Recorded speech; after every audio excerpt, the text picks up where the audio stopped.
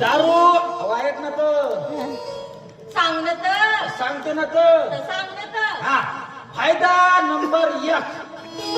दारू पिणाऱ्याच्या घरामध्ये कधी बी चोरी होत नाही इजार कस कस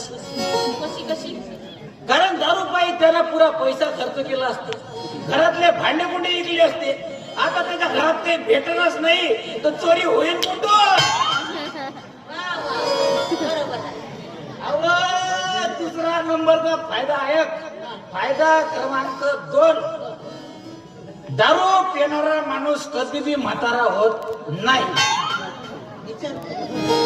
कस कारण त्याचा मनातच नंबर लागते ना देवाच्या घरी अजून एक आहे बोनस मध्ये आहे दारू पिणारा माणूस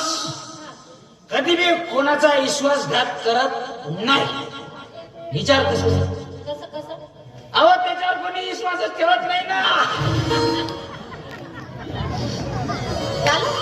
झालं का माहिती सांगून झालं आता जेवलं असेल ना अहो संसार उद्ध्वस्त करी दारू म्हणून म्हणतो माय संसारच नका करू का म्हणतो मा चांगला वागत जा मा